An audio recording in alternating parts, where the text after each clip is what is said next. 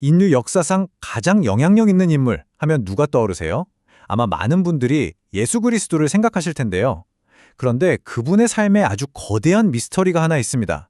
바로 무려 30년 동안의 기록이 그냥 텅 비어 있다는 점이죠. 성경은 왜 예수의 인생에서 가장 중요하다고 할 수 있는 그 성장기를 통째로 건너뛴 걸까요? 오늘 바로 그 침묵 속에 숨겨진 놀라운 의미를 한번 같이 파헤쳐 보려고 합니다. 정말 이상하지 않으세요? 한 사람의 인생에서 가장 중요한 시기가 말 그대로 통째로 사라진 셈이잖아요. 이게 그냥 단순한 실수일까요? 아니면 이 모든 게 다 계획된 어떤 의도적인 침묵일까요? 바로 이 질문에서부터 우리의 탐구가 시작됩니다. 자, 첫 번째 단서부터 한번 살펴보죠. 우리는 보통 복음서를 예수님의 전기라고 생각하는 경향이 있는데 만약에 그게 사실이 아니라면 어떨까요? 사실 복음서는요, 처음부터 전혀 다른 목적을 위해서 쓰여진 아주 특별한 종류의 글입니다. 요즘 우리가 읽는 전기는 한 사람의 모든 걸 다 기록하려고 하잖아요. 태어나서부터 죽을 때까지. 근데 복음서는 좀 달라요. 복음서는 캐리그마, 그러니까 선포를 위한 글이거든요. 이게 무슨 말이냐면 예수의 모든 것을 알려줄게 이게 아니라 예수가 바로 이런 분이고 당신을 위해 이런 일을 하셨어 라고 세상에 외치는 아주 강력한 메시지라는 거죠. 그렇기 때문에 자연스럽게 그분의 공생애와 십자가 그리고 부활의 모든 초점이 맞춰질 수밖에 없었던 겁니다. 사실 성경은 이 점을 스스로 아주 명확하게 밝히고 있어요. 요한복음 마지막 부분에 이런 구절이 나오죠. 이 책을 쓴 이유는 예수를 그리스도로 믿고 그 이름을 힘입어서 생명을 얻게 하려는 것이라고요. 그러니까 정보 전달이 목적이 아니라 믿음과 구원이 핵심 목표라는 거예요. 그러니 그 목표랑 직접적인 관련이 없는 부분은 과감하게 편집될 수밖에 없었던 거죠. 자, 그렇다면 이 30년의 공백은 그냥 빠진 부분이 아니라 오히려 그 자체가 하나의 강력한 메시지를 담고 있는 의도된 침묵이라는 결론에 이르게 되는데요. 그렇다면 그 메시지는 대체 뭘까요? 여기서 성경의 충족성이라는 아주 중요한 원칙이 등장합니다. 이게 뭐냐면 마치 최고의 셰프가 완벽한 레시피를 딱 제공하듯이 성경은 우리의 구원을 위해서 알아야 할 모든 정보를 이미 충분히 완벽하게 담고 있다는 믿음이에요. 만약 예수님의 어린 시절 이야기가 우리 구원에 꼭 필요한 재료였다면 성경이라는 이 완벽한 레시피에서 절대 빠졌을 리가 없다는 거죠. 17세기에 만들어진 웨스트민스터 신앙 고백서도 이 원리를 아주 명확하게 설명합니다. 구원에 필요한 모든 것은 성경에 분명히 기록되어 있거나 거기서부터 논리적으로 충분히 추론할 수 있다는 거예요. 다시 말해서 성경에 없다면 그건 구원의 필수적인 내용은 아니라는 겁니다. 그러니까 30년의 침묵은 성경의 부족함이 아니라 오히려 이것만으로 충분해 라고 말하는 자신감의 표현인 셈이죠. 종교개혁과 존 칼빈은 여기서 한 걸음 더 나아가서 아주 날카로운 지적을 하는데요. 성경이 침묵하는 것에서 우리의 호기심을 풀어넣는 것은 불경건하다고요. 이게 무슨 뜻이냐면 우리가 정말로 알아야 할 핵심 지식과 그냥 궁금하고 흥미로운 가십을 구분하라는 거예요. 침묵하는 부분에 대해서 억측하는 건 신앙의 본질이 아니라 그냥 단순한 지적 호기심에 그칠 수 있다는 그런 경고인 셈이죠. 자, 그런데 여기서 이런 질문이 나올 수 있습니다. 잠깐만요. 예수님 어린 시절을 다룬 다른 책들도 있다고 들었는데요. 네, 맞습니다. 외경이라고 불리는 책들이 분명히 있죠. 하지만 바로 그 책들이 왜 성경에 들어오지 못했는지를 아는 것이 이 미스터리를 푸는 또 하나의 아주 중요한 열쇠가 됩니다. 예를 들어서 도마 유년 복음서 같은 책을 보면요.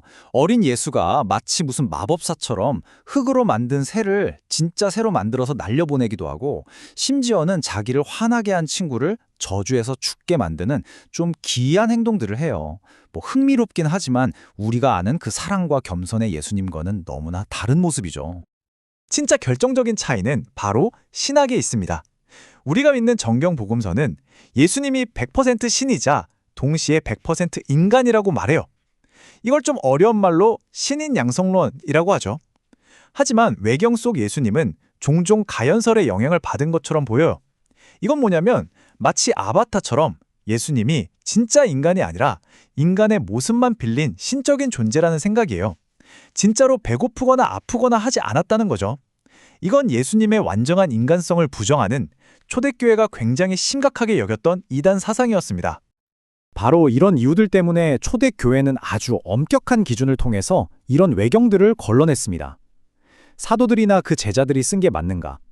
교회의 핵심 가르침과 일치하는가? 모든 교회가 보편적으로 인정하는가? 이런 테스트에서 외경들은 통과하지 못했던 거죠. 한마디로 신뢰할 만한 역사적인 또 신학적인 근거가 부족했던 겁니다. 자, 이제 시선을 성경 밖으로 한번 돌려보겠습니다. 당시 기독교인이 아니었던 역사가들의 기록은 어땠을까요? 이건 꽤 객관적인 증언이 될 수 있겠죠?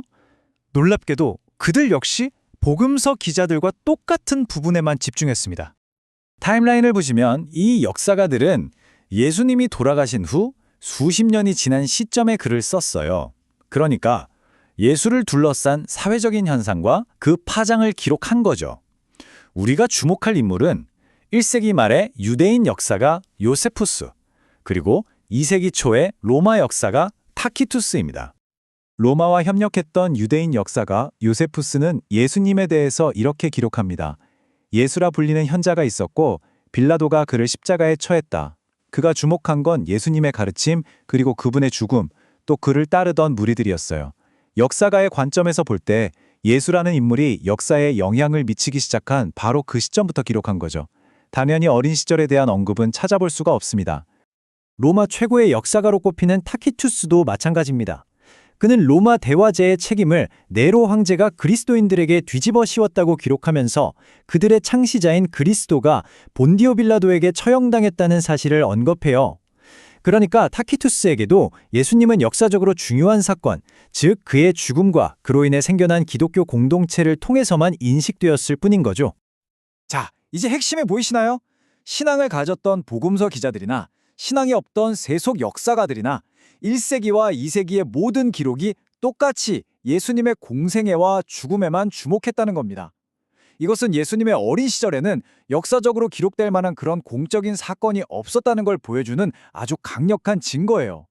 즉, 복음서의 침묵이 역사적 사실과도 정확히 일치한다는 셈이죠. 자, 이제 흩어져 있던 모든 조각들을 한번 맞춰보겠습니다. 복음서의 목적, 의도된 침묵, 거부된 이야기들, 그리고 세속 역사의 증언까지 이 모든 것이 가리키는 단 하나의 결론은 과연 무엇일까요?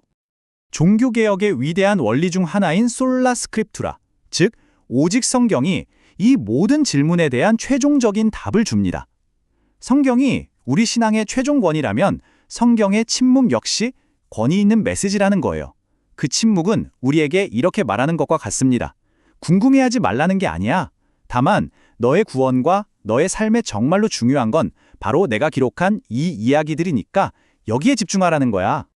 결국 성경이 우리를 이끌고 가고자 하는 곳은 예수님의 숨겨진 과거에 대한 어떤 지적인 만족이 아닙니다.